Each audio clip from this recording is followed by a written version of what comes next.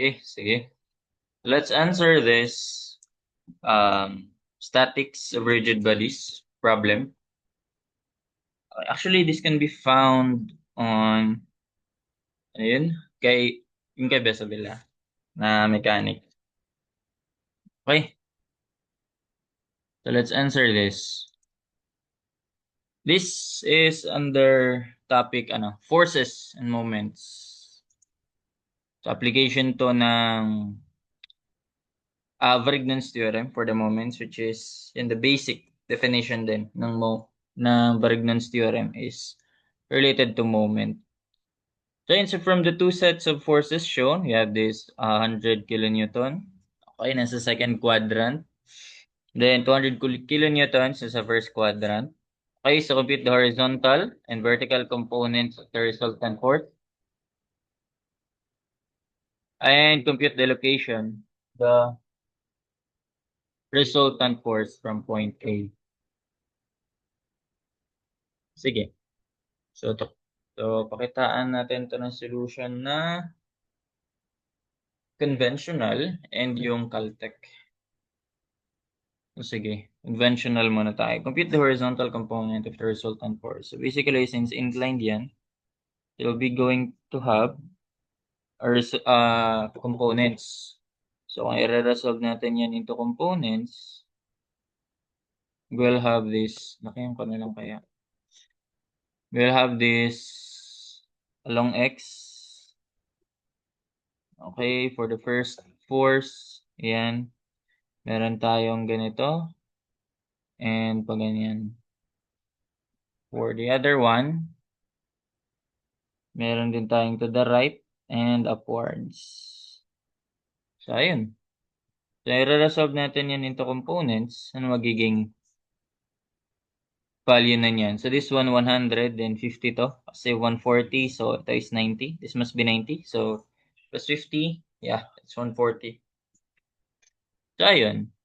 So, di ba kapag, ito ang tatandaan lang kapag maraming nalilito nito eh. So, di ko na masyadong palalawigin pa rito. Pero ito lang tandaan, kapag adjacent cosine, kapag opposite sign. So, ito yung angle natin. So, 50. So, adjacent niya tong side na to. So, cosine yan. 100 cosine 50.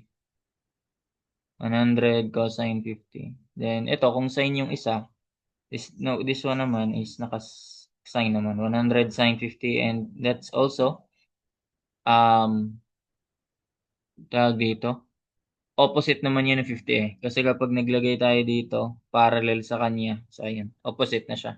Diba? So, ayun. Same lang naman yung magnitude nun eh. Next one is ito. That's 200 cosine 35. Isa is, this one is 200 cosine 35. And then yung isa is 200 sine 35.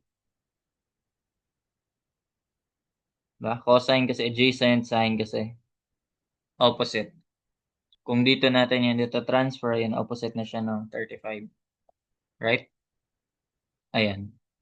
Okay, so pwede natin i-resolve. So for the resultant ng horizontal component, ayan. So summation of forces along X, pangalan natin yan ng Rx. So to the left ito, to the right ang positive. Kung resultant, so to the right yan is yan, 200 cosine 35. Then pa-left yung isa, 100 sine 50. Minus siya. Minus 100 sine 50. Ayan. So, ano value niyan? Sige, calculate natin.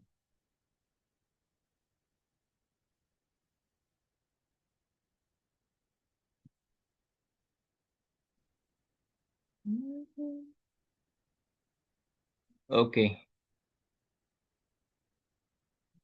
Ayan, so 200 cosine 35. Oops. Minus 100 sine 50. That will be, yan, 87.226. 87.226. 226 kilonewtons. Yan yung Rx natin, resultant along X. The vertical component naman, the positive naman natin is upwards. So, summation of forces along Y equals Ry, resultant along Y. That is, so lahat pataas, so positive to. So, that's 200 sine 35. Kung cosine na yung isa, edi sine na yung kabila. Cosine na yung nauna, edi yung sumunod, sine naman. Okay, cosine, sine lang yan. 200 sine 35 and 100 cosine 50. So, pag-add natin yan, that's 200 sine 35. Actually, save nga natin yun. Save ko yan sa x. Okay, so 200 sine, ano yun, 35. Then plus 100 cosine 50. Ayan, so that's 178.994. 178.994 kilonewtons. Ayan. 178.994 kilonewtons upwards naman siya. That's how you solve the resultants nila. Resultant ng component ng resultant pala. So, to solve for the mismong resultant, so, square root lang yan of the sum of the squares. Store ko to sa y. Square root ng x squared plus y squared. So, yun yung resultant. Calc natin, 87.226 and 178.994. So, ang total resultant ay 199 pala to. Halos 200 na rin. Nawawala na naman ang cursor ko. Ayun. So, 199 point, ano yun? 199.116. Di naman pinapakuha, pero solve na lang din natin. 199.116. And sunod, compute the location of the resultant force from point A. So, eto, magkakaroon ka na ng hint nito. Ang Rx mo is positive yan, so to the right ang nagwagi. Ito naman, so upwards ang nagwagi. So, ibig sabihin, kung pagsamahin natin yan, ito yung Rx mo, ito yung Ry mo. So, magiging direction ng resultant mo is, of course, quadrant 1 din. Hindi mo lang alam kung saan siya banda. So, pwede ka maglagay nun. Pwede ka maglagay. Hindi natin alam eh. So, ganyan lang siya. O, sige, isang mahaba. Habaan natin. Ang tanong naman is, compute the location of the resultant force from A. So, ang hinahanap niyan ay yung distance. Shortest distance to A. Ayan. Yan yung hinahanap natin. Pa ba di nagamit? Yellow. Ayan, shortest distance. Location of the resultant force. Ayan. So, para madali to, di ba? Para madali yan, may mga cancel na tayong dalawa dito. Di ba? So, itong 100 kilonewton, yung Y component niya, pag in-extend mo to, tatama to sa A, so wala nang moment yan. So, di mo na i-consider yan. Ito na lang. Tsaka ito, pag in-stretch mo yan, tatama yan sa A, so wala na rin yan. Ito na lang. So, yung dalawa na lang yung gagamitin mo. So, ayun, if summation tayo ng moment about A equals 0, so ano yung meron tayo? So, we will have itong 200 sine 35. Right? Summation of moment about 0, so, summation of moment about A equals 0, so 200 sine 35. Moment arm niya ay etong buo. Kasi ang sabi, 1 unit naman yan eh. So, 1, 1. So, 1, 2, 3, 4 times 5. Okay, so ano pa yung mga paikot? Actually, yung ginagawa natin dito is clockwise. Mga pa-clockwise about kay A, equate natin sa counterclockwise. So, ang clockwise dyan parehas, ito tsaka yung resultant. So, sama natin yung resultant. Yun. Kailangan nga pala talaga natin kunin. So, store ko yun sa F. We need that. Okay, sa resultant, tapos yan, times ko sa D, and equate ko yan sa, ano yung isa? Yung 100. 100 sin 50. Then yung moment arm niya ay 1, 2, 3, 4. So, 4. Ayun, so masasolve na ba natin si D? Kaya na yan. So, ayusin na lang natin. Store ko siya sa F, di ba? So, si D yung hinahanap. So, sige. So, 100 sin 50. 100 sin 50 times 4. Lipat si 200 minus 200 sin 35 times 5. Divide natin sa resultant. Oops. Divide natin sa pinaka-resultant. Tama ba? 199. So, ayun. 134. So, wait. Ang resultant kasing bakit naging ganito? Okay. Actually, ang resultant yon, ang ginawa doon is yung resultant. Pero kapag gagamitin kasi natin tong equation na to, equilibrium tong equation na to eh. 'Di ba? So, ibig sabihin, ang equilibrant tama ba yun? Ang term? O nga, ang equilibrant dito is opposite ng resultant. Opposite in direction. So, if-flip natin yan. So, ito yung gagamitin natin na equation. So, ayun.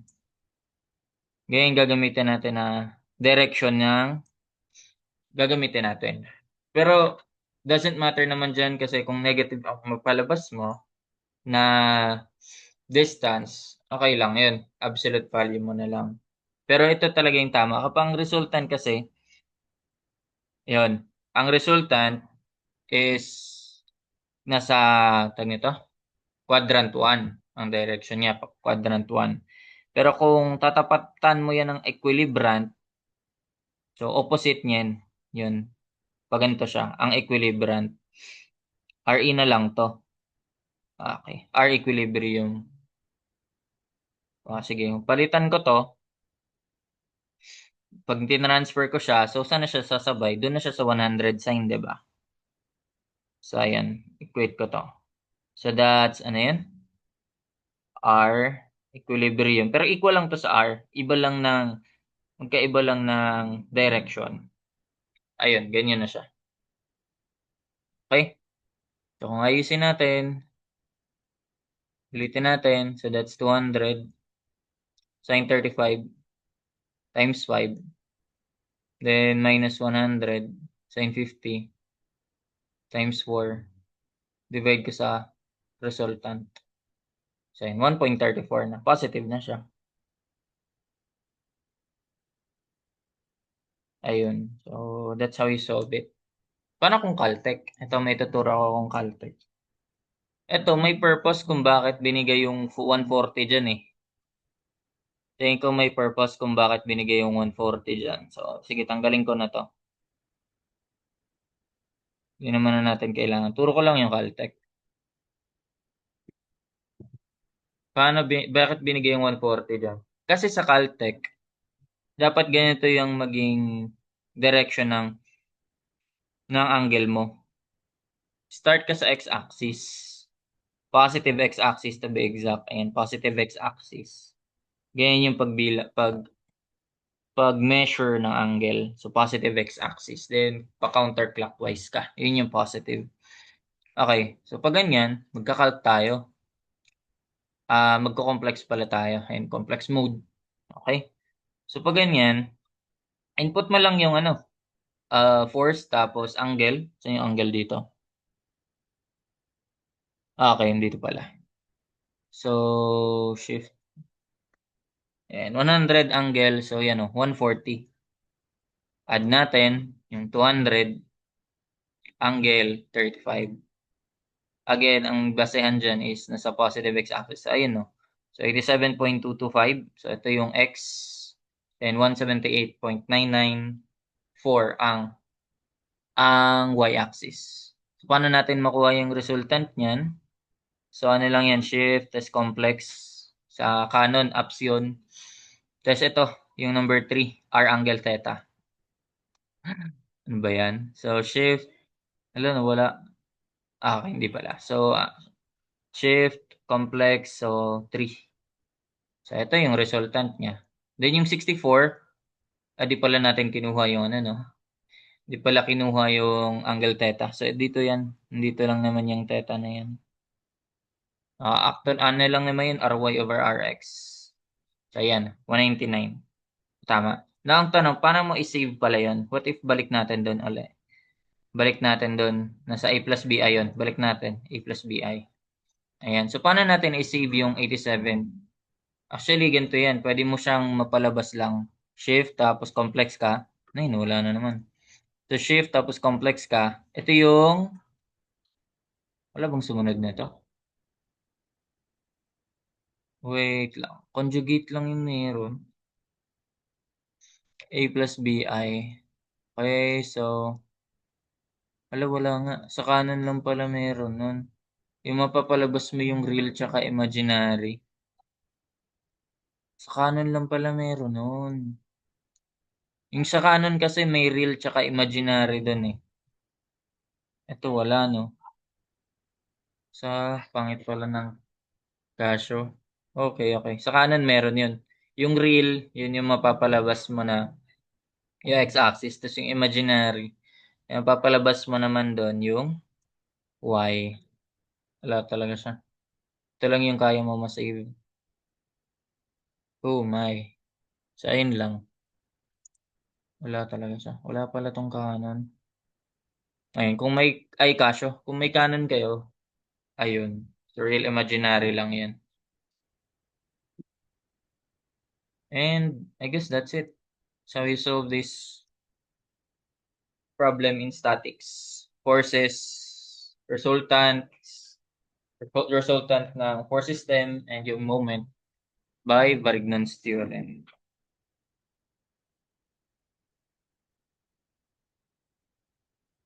Okay, that's it. Thank you.